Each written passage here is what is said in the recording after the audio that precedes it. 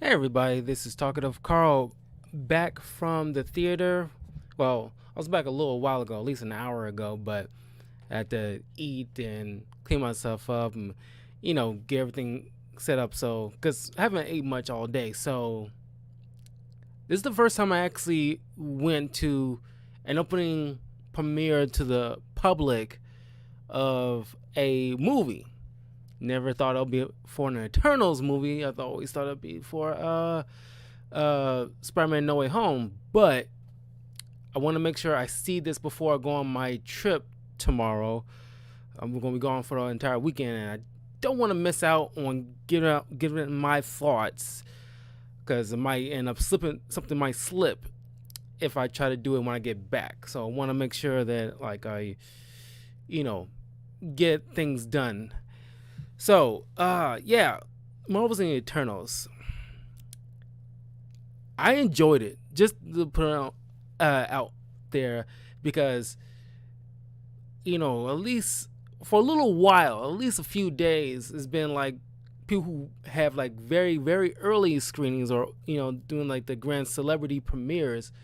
You know, there's been critics that give it not horrible reviews, but it's kind of like very mixed, where it's like at best people say it's like only slight, like just a little bit above Thor: The Dark World, and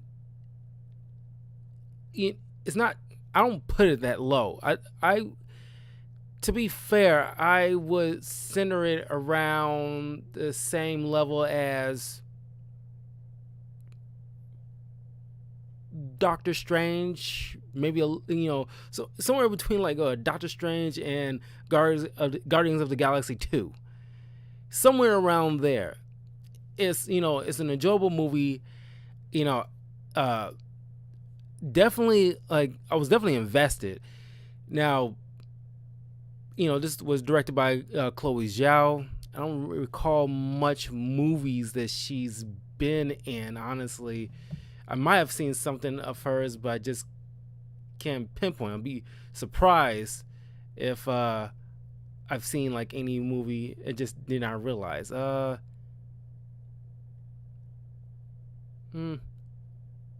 Actually, I think this is actually her first major. Cause she written on TV shows apparently. I just had to do a quick IMDb on Chloe Zhao because like I don't recall her in much movies that I've seen, and from the TV shows she's written on, I really haven't personally watched myself. So this is not only like my first. I'm pretty sure this is like everybody's first introduction, at least for the more the for the masses. This is her first kind of like big uh big break in like full directorial debut. I imagine from this moment forward she's gonna be just like Christopher Nolan after Batman Begins. She's gonna be like the it director that everybody gonna wants directing their movies. Like, I got an idea for a story that I want you to direct. She's gonna be like, mark my words.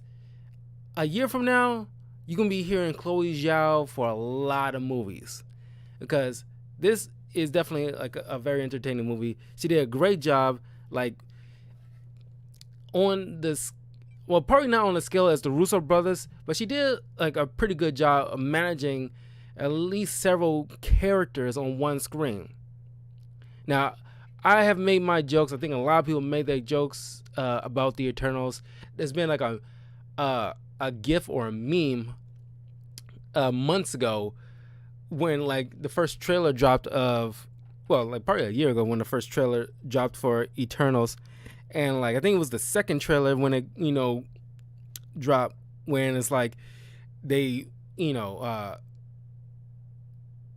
because Kit Harington is in it and he plays uh something Whitman, Dane Whitman, yeah, who is in Marvel Comics the Black Knight, who by just like the Eternals, but well, before this, just like the Eternals, he haven't got much love in the comics like that. He's been around since like like early 70s, He's been like swapped in and out on different. He's been part of the Avengers team for a short stint, even West Coast Avengers, and I think Defenders. But he's been around, and he has like at least a couple of solo books, throughout the years, and he's just not like he's not to the point where it's like, because I've heard of Black Knight. I just never cared. Just like with Eternals, it's just like, I mean, at least I read, because there's only two major Eternals event stories throughout since their creation by Jack Kirby. By and large, there have been like background type of characters up until the point where the Eternals first major, like it was like 6 issue or so story. It was around the time in the comics when the first Civil War happened. It was around that time where they got their first major thing where you get the the inside look of what the Eternals are, their duties and everything like that. And in the past couple of months, it was another more updated event for the Eternals. But the movie's kind of loosely taking inspiration from the one that was around the time of the Civil War era. And I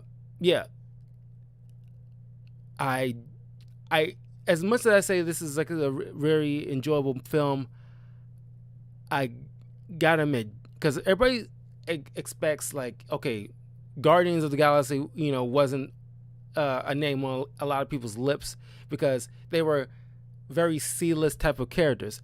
So was the Eternals, Inhumans, Black Knight. But just like with Iron Man, who was not like as popular before the first movie, and just like with Guardians, everybody, they became like super popular very fast because the people handling them. I believe the Eternals will definitely get a leg up. I believe Black Knight will definitely get a leg up, especially with Kit Harington. The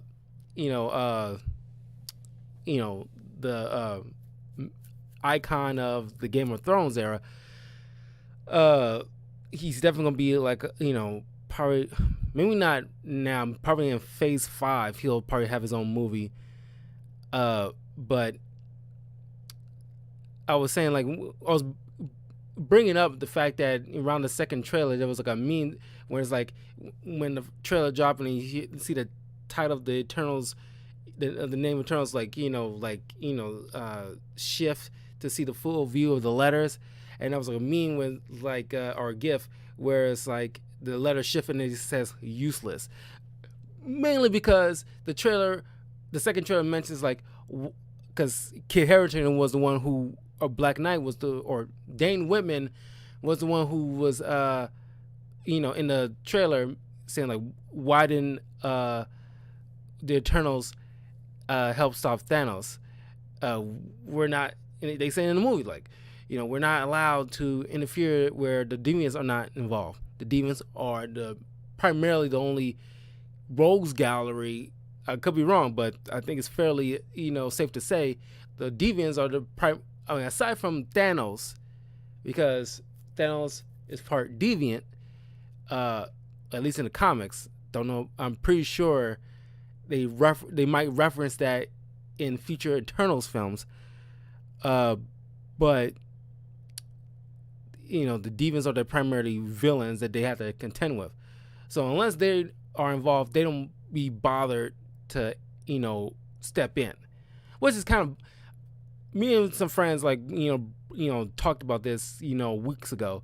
It's like, okay, maybe when it comes to like human on human like wars and other stuff, and they hinted on that stuff throughout the film, or at least talked about it when you see like, because there's part in the film where like conquistadors, at least people who got like black powder, they look like conquistador or Spaniards, I should say, in like the traditional conquistador kind of armor, with black powder weapons attacking people who are technologically, uh, you know, uh,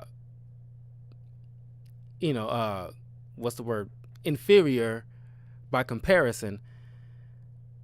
And like there was a little scene after the Hiroshima bomb went off, and it's like they, for the most part, they want to step in because they grew to care about the people that's on the earth throughout the years they had been here. And I'm sitting there thinking, okay, I get it. If it's like on Earth and people are, fighting against other people, you might not want to get involved, and half the time they don't, as much as they want to. But when Thanos wiped out half of the universe, Earth included, Earth, where the people that you want to help out, it gets snapped half of the existence, which you obviously have been, present to see. There was no red alert for nobody. You would think it's all hands on deck at that point. I still maintain that it's like, as this is dumb. I'm pretty sure they are going to hint that Thanos was a deviant because, spoiler alert, this is full spoiler reviews. There's an end credits where you get to meet Eros, played by Harry Styles. I know it was kind of spoiled, last week or so, and like,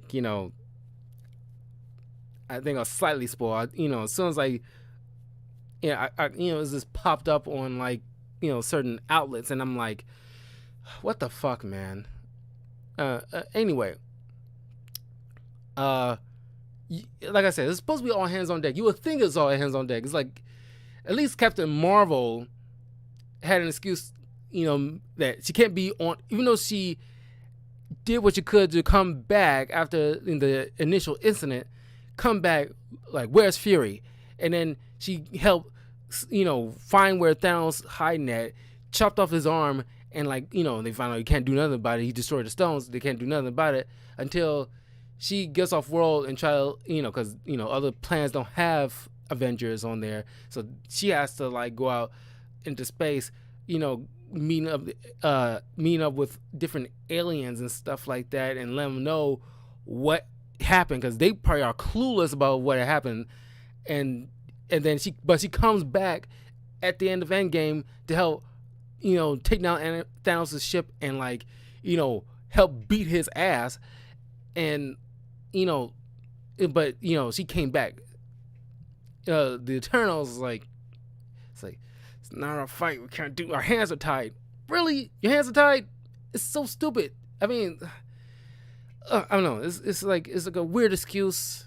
It's not even a good excuse. At least, Captain Marvel's excuse is not as stupid, because she actually had an explanation why she could not stay on Earth, even after they tried to stop, at least reverse what Thanos did. But since the stones were destroyed at that time, they feel like, okay, we couldn't do nothing about it at this point. So she has to go off world, thinking this is the reality they're in at this point. So they got to go off world, let people know what had transpired. So spread the word that what Thanos did, so everybody just won't be sitting there twiddling their thumbs and wondering what the fuck. But that's just my thing. Anyway, everything begins with like, well, let's go off the IMDb because I want to remember like certain characters and actors that like I don't recall by memory, other than a select few. Gemma Chan plays Cersei. Richard Madden plays Icarus. Angelina Jolie, Thena. Excuse me. Salma Hayek, Ajak, Kit Harington, Danny Whitman, Camille Nanjiani, Kingo, Leah McHugh, Sprite, Brian Tyree Henry, Festus, Lauren Ridloff, Makari, Barry Keoghan, Druig, and Mon Dong-seok plays Gilgamesh.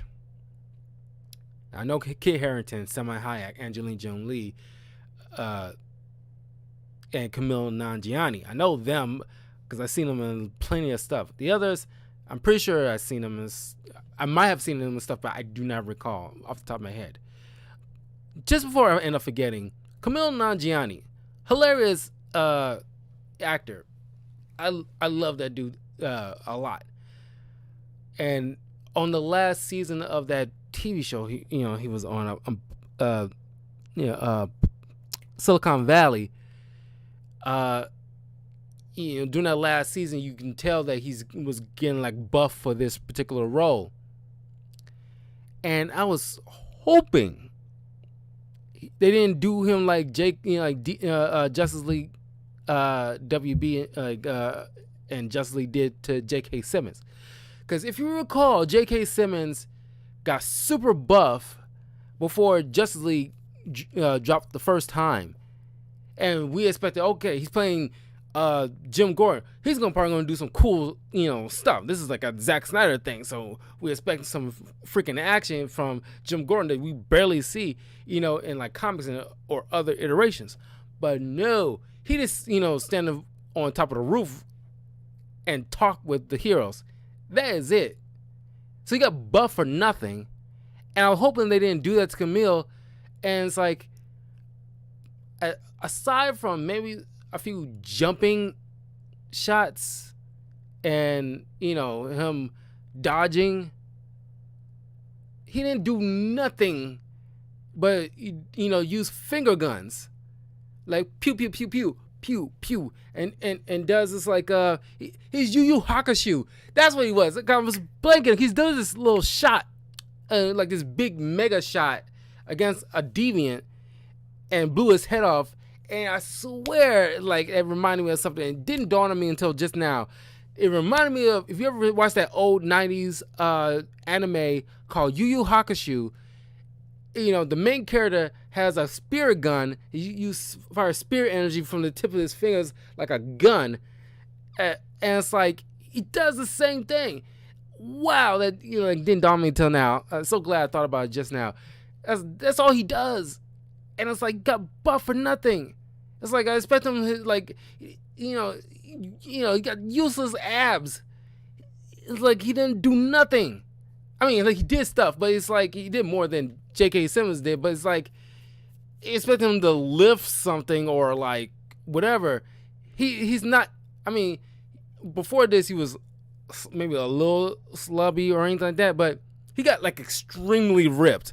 Like way, like, slightly more than Kevin Hart kind of ripped. And it's like, we expect him to do some serious, fuck 'em ups or something like that. But he's resigned to doing like finger guns. And it's like, did you have to get buff for that? Maybe you can like, slim down somewhat, sure. But he got a full on 12 pack and all he does is finger guns. What a waste of abs. It's like all for show but no for go kind of situation. But anyway, but he did have a cool Bollywood type of like dance sequence and everything like that. And anyway, we begin with seeing like well, they bounce around from like different points of history, and like they're in Mesopotamia, and like their IKEA table looking ship comes down. It's not very creative with their IKEA ship. I even mentioned that in the trailer, since like, God, I don't like their ship. I do not like the look. Thanos' ship, like every ship that we've seen in the Marvel Universe, looks so much cooler and unique. And this one lacks any creativity or imagination. It's a straight up IKEA table, or just like a big rectangle or square. It's like a big square, made out of marble or something, and like, it is floating through the sky, and it's like, God, it's like so. I don't want to call it lame, but it's just like, it's not imaginative. The Milano from Guardians of the Galaxy is very distinct, very creative, iconic. You got Thanos' ship. Uh, uh, uh, yeah, you get the Kree ship with Ronan and like it's like, what is that? Uh, and like their powers. I mean, of course, aside from Icarus, because Icarus, played by Richard Madden, is very spot on. It's a very spot on Icarus, I do say. He's probably the most, aside from Sprite, this is the most accurate depiction of, because I read like the those both Eternal stuff. The only two major ones that they ever bothered to put out. Because I read like the one they started up a couple months ago, gearing up for the movie, to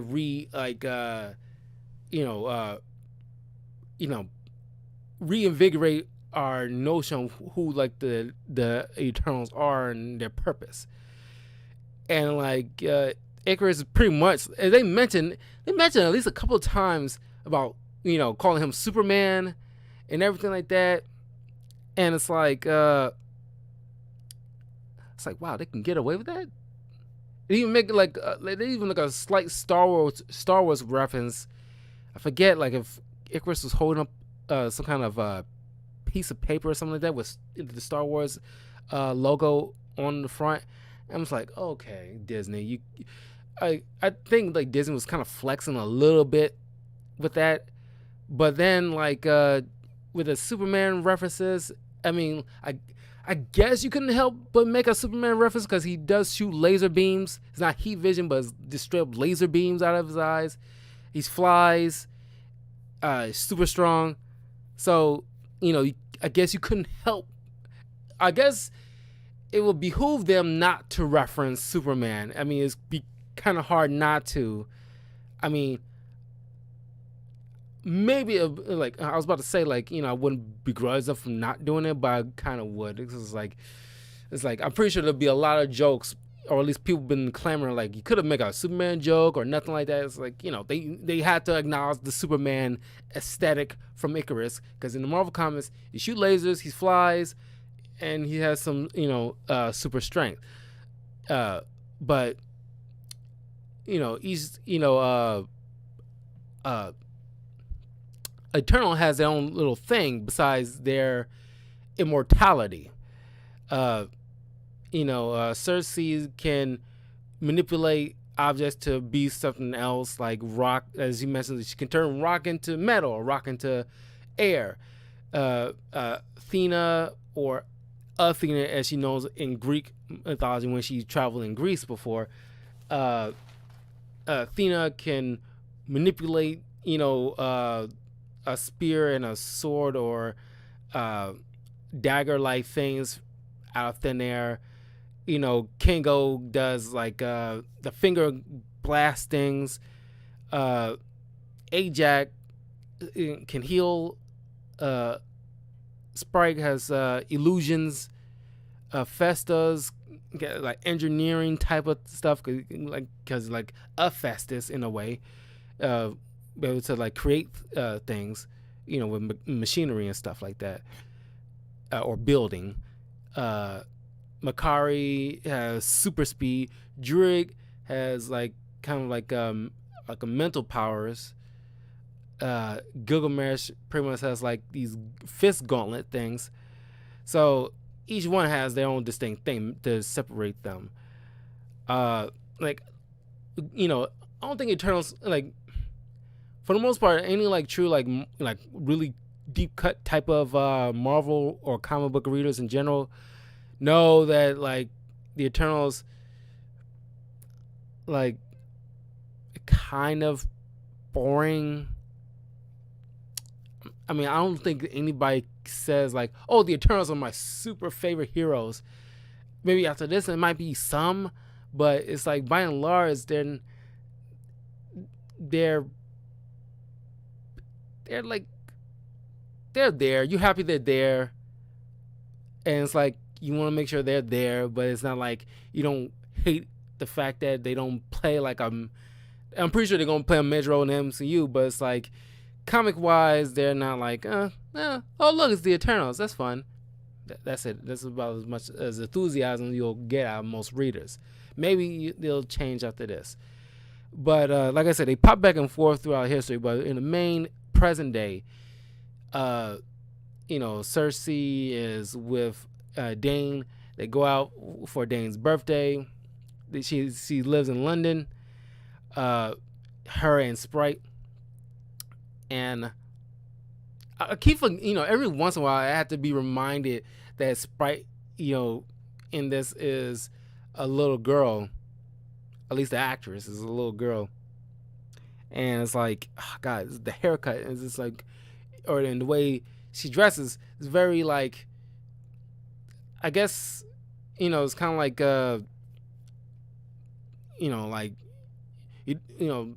what you call the people that don't want to be identified as male or female, is just like they or them kind of situation. That's how she's addressing, like she's like embodies they or them. It's like you forget sometimes until they say her or she. And but the haircut doesn't help. They're in London. There was like a major earthquake, and it's supposed to signal the next step in their mission that after 7,000 years never happened up until this point. And then they get attacked by the deviant, a deviant, this big mofo, and Icarus comes by, takes it down, or at least it gets away. And they go look for Ajax. Now in the comics, Ajax is usually this big, burly man, kind of like thinking like a red bearded Santa Claus. But in this one, is semi-act, so it's just as woman. Now, from what I remember from what I've read from the Eternals comics, is that now being eternal, it means they, they're immortal. But in the event they do die, which is very difficult to do, they have, their base of operations is big, kind of like they named it in here, and I'm blanking on the name, but well, they call it Olympia, but it also reference it as something else. But is they pretty much are rebuild in a way and come back with their previous memories. That's how it is in the comics. They do something slightly different here. When they go to find Ajax, they find her dead, and they're tearing up and like very upset. But in my mind at that moment, I'm recalling the comic, and I'm thinking like, why are they upset? And they know full well, like, they got like a base where they can just always come back in the event something like this happens.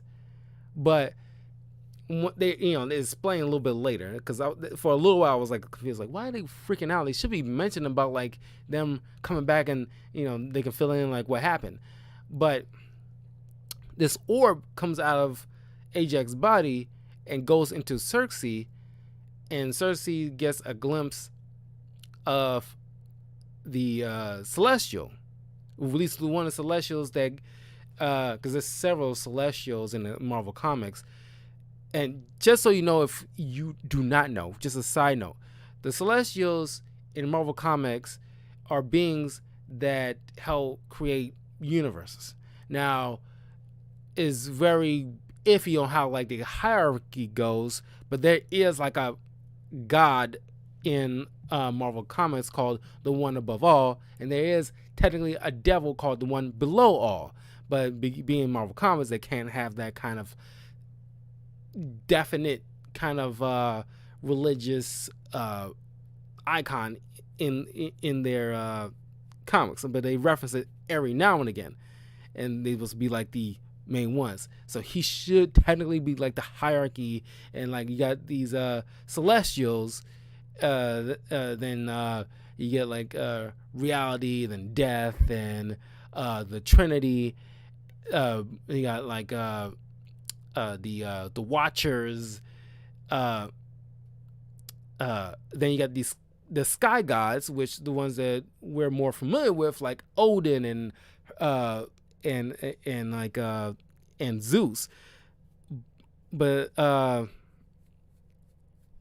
Celestials were the ones who, at least one of them was the one who created Earth itself. And in the comics, they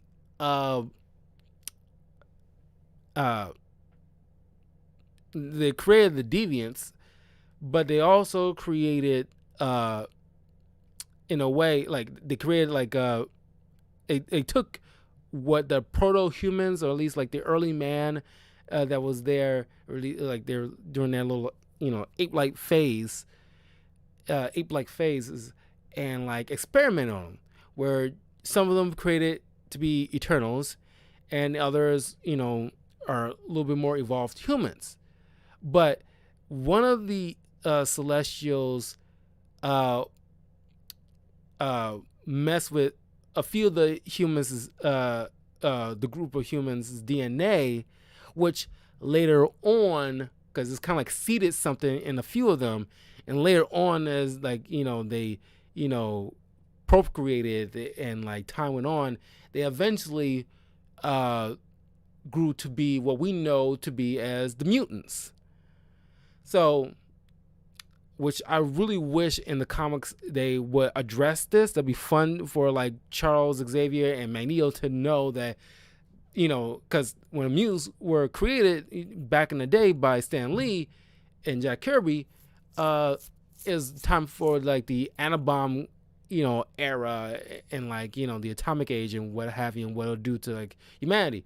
But now, well after Jack Kirby created like Celestials, and like more information, like new changes came about, it'd be cool to see like their reaction, knowing that one Celestial fooling around with a sub category of humans DNA, which informed what they are today, and how that will fundamentally all warp their perception of what is and what they know it to be. That'll be kind of interesting. But that's pretty much how the comics are with dealing with characters like these. She starts to get a glimpse of one of these Celestials. I forgot his doggone name.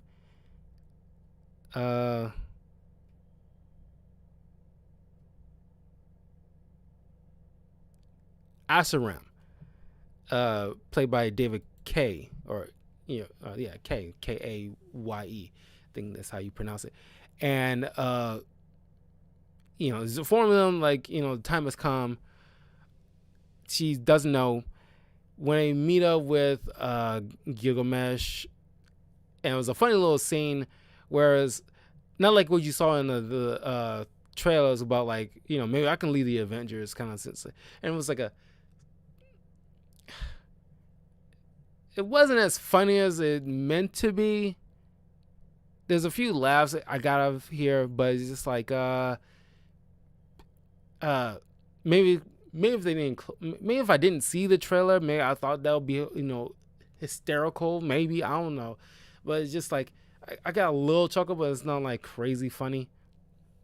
I got a little more laugh out of Icarus breaking the table of Festus, and like what's his man out of vibranium. I still gotta laugh out. He just broke the table, and it's like you see the little thing in the trailer, but it was a little more to the that scene where it's like IKEA catalog ass. And that got more of a laugh out of me. Just it's calling my ass. Just at the end of that scene, that I'm glad they kept out of the trailer, because that really heightened the level of the hilarity of that entire scene. But Yeah, but the funniest part in that little luncheon after they find, you know, Gilgamesh and Athena, they send her eating at the table and like they drinking the uh, drink or alcoholic beverage that he created, and it turns out to be like corn that's like he chewed himself and spit out and fermented and did all this stuff that you normally do to make alcohol, and it's like that's so disgusting. And Camille's reaction is just amazing. Oh, like I mentioned, like yeah, Camille Kingo is like the he's like a renowned actor in India. He's like the biggest Bollywood star, and he's like his own great grandfather, his own great grandfather, grandfather, father, and himself as like dynasty of actors and stuff like that. Because gotta do that so he won't raise suspicion of why he's not aging. Uh,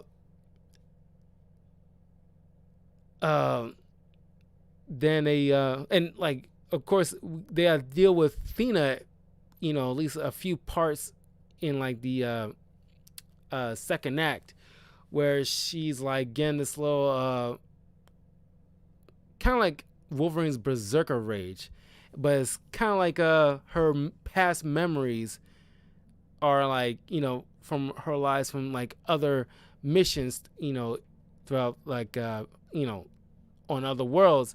It's like funneling in a way, I think is how it's portrayed, and she's like attacking wildly and as mentioned before by Ajax, she could easily reset her, but she'll lose her memories, but she'll still keep her spirit.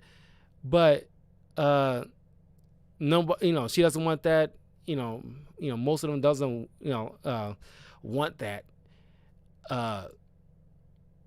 It was around time when like the conquistadors was like slaughtering a group of people, and like you see Jurek, getting like, you would think Jurek would be like the asshole of, or at least the main bad guy, because I think in the comics he's normally portrayed as like not like a turncoat, but just like a straight up like, it's like the dick in every group survivors in a zombie movie.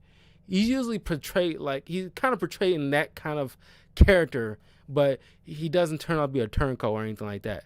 But he's definitely gotten attached, just like his would-be girlfriend, and this way like carrying on between the two, him and Makari, and like he got so sick of just standing by, knowing for well he can do something about it, and like and he's getting Ajax's face, telling her like, I'm not listening to you. You're treating us, or at least the Celestials treating us like these leaders treating these group of soldiers by blindly following these orders. We don't know about like what's the true motives or anything like that was going on. So I'm going to do what I want. He's mind controlling all these soldiers, stopping them from continuing their slaughter and ruining this village. And he just went off, and this is around time when like they decided to all go their separate ways. Then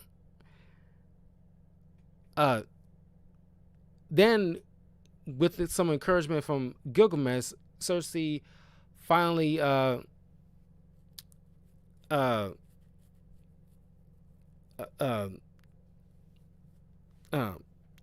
communicated properly with her Celestial, and she finds out the truth about their origins. They're essentially like very highly created, a very like sophisticated, very very sophisticated synthetic kind of robots. created by Celestials, because in the MCU version, Celestials create the deviants, or at least Celestials are created by implanting seeds in different planets, and any dangerous life forms or predators that are on the planet, they create the deviants to pretty much clear them out for the most part, so that way high intelligent life forms can emerge and grow and evolve and spread, and evolve into with technology and everything like that around the globe. And then they create these Celestials to take care of the deviants, to wipe them off the planet, because they serve their purpose, and because they've grown far beyond out of their control. But once the species of said planet evolve to a point where they deem for ready for the birth of the new Celestial to birth other universes, or worlds, I should say. They destroyed the planet that they were in. They pretty much erupt like an egg. It's kind of they're like embryos inside of an egg, and once they hatch, the world they're on blows. And this is not obviously sitting well with Cersei. She tells everybody, it's like, they've been doing this for on worlds in the past, and that's why Athena's been acting like that, because all those memories are for some reason, I'm maybe it's because all the stress of watching these humans that they care for over the centuries and millennia is getting to her, and it's kind of I guess for some reason unlocking that part, because they normally keep their memories or whatever, their essence, stored in these little saves, ready to pop into new bodies if said need be. But this kind of warps all the Eternals is kind of worldview. It's we've been the bad guys this whole doggone time, because how many worlds have been destroyed that was under our care, and now that we know, and this new Celestial is gonna be, and it's gonna be supposed to be the gold Celestial that we've seen if you ever read the first Eternals little event way back in the Civil War period, you get to see a golden Celestial rise out of the ground, and it's so freaking huge they make Giant Man look like it can easily be the size of the Celestial's toe, if you want to compare. That's how big it is. And it just stands there, and it doesn't do nothing, but it's just just judges, and ready to see the plan to be ready to be judged and what have you. But you don't get that kind of thing in here technically. But they decide, okay, we need to come up with a way. It's completely against their mission, but they wanted to come up with a way to use Druig's power to put that Celestial to sleep, in order to prevent Earth's destruction, because they've been here for so long at this point. It's they can't let it. And you just think especially after the whole event because they mentioned about, because you get to see a flashback, but they mentioned about Thanos wiping out half of the universe, which kind of set them back quite a bit. But once the population came back, it restarted, the thing. So now it kind of sped up to 7 days left before the emergence. They get attacked. They already lost Ajax. Now they lost Gilgamesh, who was the only one keeping like Athena together. And this main deviant who's been sucking their powers, and will, like you got the self healing from of Ajax, and now it's getting Gilgamesh's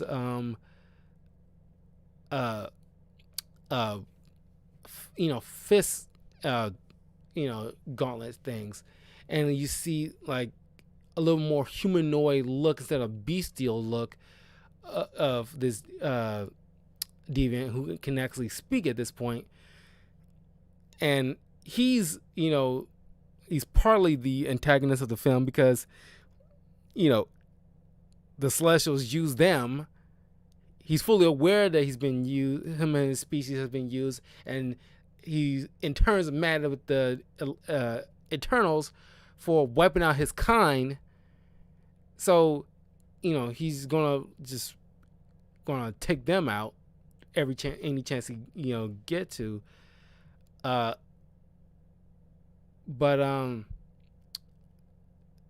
later on, once they dig up their old ship where Makari's still there, but she every once in a while branches out, and you see like potato chip bags and a bunch of other like treasures and other items like food and like like it's like iPads and sarcophagi and stuff like that. And you see like a flashback of Icarus, who knows full well, because he played along like he didn't know what the true mission was, but he knew full well, him and Ajax knew full well what their true mission was, but never let the others know that.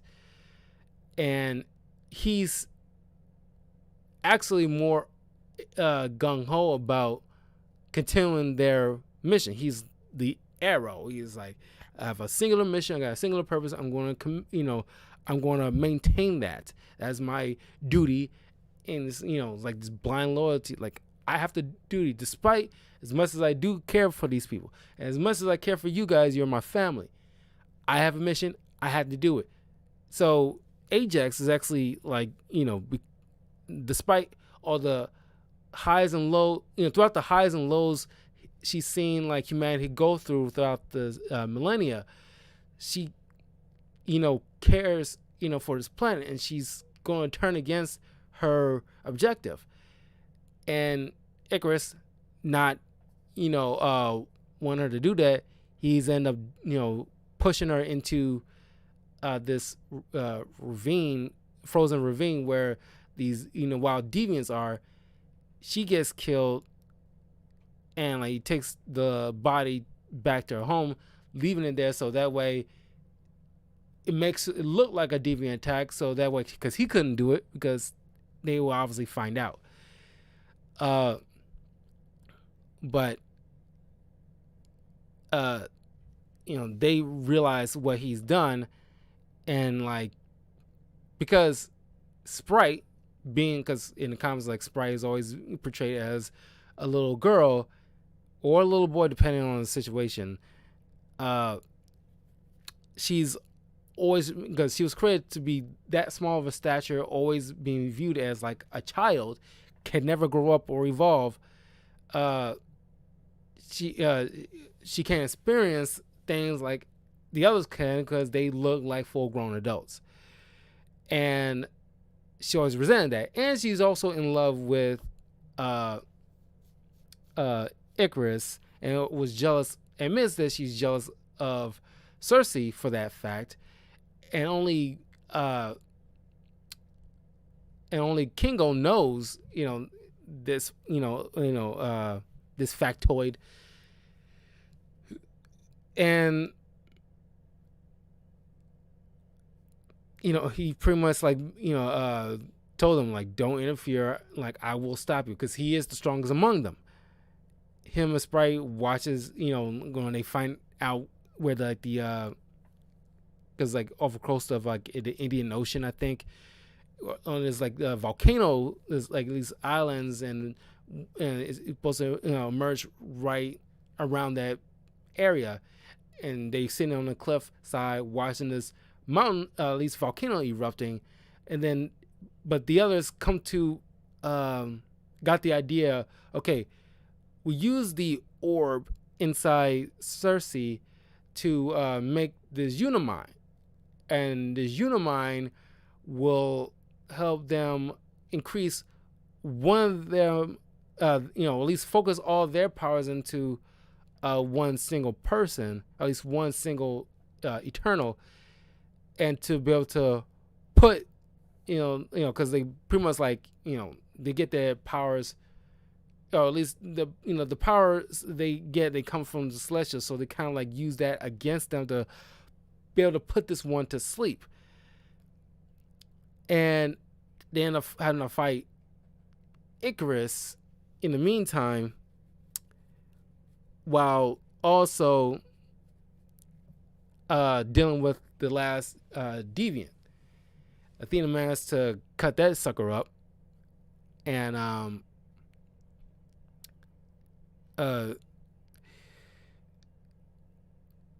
Cersei nearly was able to like handle things with try to help, make sure they get that, celestial, keep the celestial from rising. She gets like stabbed in the back by Sprite, who then gets knocked out, by Druig, which is like a funny moment because Druig was like knocked down by Ikaris, earlier in the fight, and he just came out another like bonk around, just knocked this kid out. The people that was in my theater laughed so hard at that. But then like, Ikaris recalling, was about to laser beam her, to death, because he's weak at this point. She is pretty much defenseless. But in that moment, he couldn't bring himself to do it. Just having all these, flashbacks of all their time together, he still loves her above all anything else, even his own mission, and just like allows them to, right as like the part of the head of a new celestial and part of its hand emerges from the ground, but it's pretty much frozen in place, unmoving and fully dormant, which Ikaris apologizing and just resigning himself to like fly out to the sun and destroy himself, because I was couldn't live with the the thought that he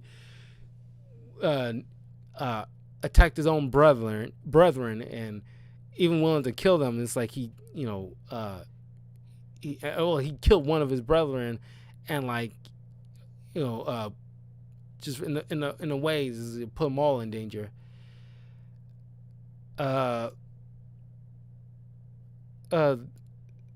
Sprite, with the help of Cersei, using the powers she's still wielding for the time being, managed to give Sprite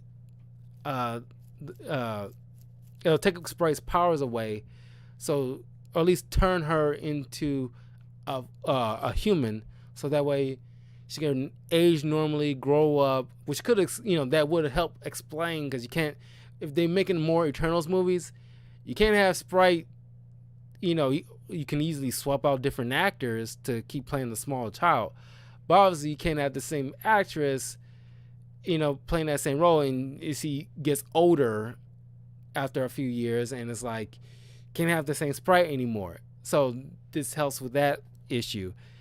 Turn Sprite human, so that way you'll be human, you'll grow up, you grow old, and you'll die normally like everybody else.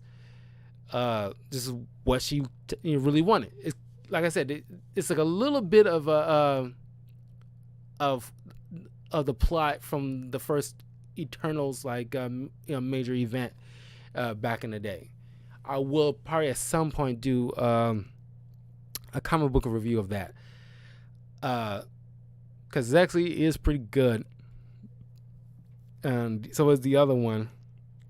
Because Jack Kirby, also helped create before the Eternals, helped create for DC the new gods, like Highfather, Darkseid, Orion, Granny Goodness, and he wanted to tell more stuff with that. So when he went over, he had to go to Marvel. He got to technically do that by making the Eternals. So towards the end of the film, as Dane was about to tell Cersei, about a complicated history with his family, which is kind of hinting at the whole Black Knight, mantle. This, their Eternal, or at least their Celestial that she's been speaking to, comes in. It's like, kind of like the big head from Rick and Morty. Show me what you got. He comes in like, slightly breaking through the clouds, freaking everybody out, and like, dragging all the Eternals that's still on Earth, aside from Athena, Druig, and Makari, who left on their ship and went out into space. Like the Celestials forming, okay, you went against your orders and prevented the emergence of a Celestial. Like, okay, I will be watching. He pretty much took them away, or at least teleported them away, and he's mentioned like, okay, like I will judge them when the time comes. We'll see if what you did was actually worth it in a way. So you get to see the Eternals, show up again and see probably at some point in Phase 5. It was really nicely done with how they Chloe Zhao and her team made the Celestials look. It was because you only get a glimpse of them in Guardians 2, but in this you get the full. You get to feel the scope of their size in this, and it's awesome looking. I am very, very impressed at how that turned out. I gotta say that is definitely worth. It's worth to go to the theater just to see, just to get to see, what the Celestials look like in full scope, because you won't get that from watching it on streaming. I don't even think you get to see this in streaming. Probably a month from now you can, but I do encourage you to go to the theaters, if anything, just to see like just the gravity of these gigantic beings is intense. It's very good. And of course you get to see like the end credits for like Black Knight with his legendary ebony blade, and you get another like mid-credit scene with like Harry Styles as Eros, the brother of Thanos. Wonder where he was during this whole period with him snapping half of the universe away. But not that he can probably do much, but he's definitely should be on like the par with like power scale for Thanos. But yeah, that was the Eternals, and it's like I said, it's a pretty good movie. Like I said, it's like, somewhere around the scale of like Doctor Strange and Guardians 2 as far as like, level of, like, how good it is. Just to give you like the idea. I can't really put a specific percentage on it. But, I can make a comparison. That will be it. So, yeah. There's, certain mixed reviews. Some people might, give it lackluster reviews. It's not really that bad. It's not really bad at all, honestly. It's it's a very very good movie, especially for the first major film Chloe Zhao has done. It's really good. I mean, like, and she not only she has to work on a scope like MCU style of a movie, but she also had to juggle a handful of actors at once that very few directors can do. It's like a full team right out the gate, and she did a very, very impressive job, all things considering. So yeah, I highly recommend checking out Eternals. And stay tuned. I will have also another discussion video, just a very short one. I really want to talk about the new Morbius trailer and the Book of Boba Fett as well. So I'll see you guys in a little bit. Don't forget to leave a like, comment, subscribe, all that good stuff to Talkative Carl on YouTube, Twitch, and Twitter. Links are in the description if you're watching this on YouTube. I'll see you guys soon. Take care.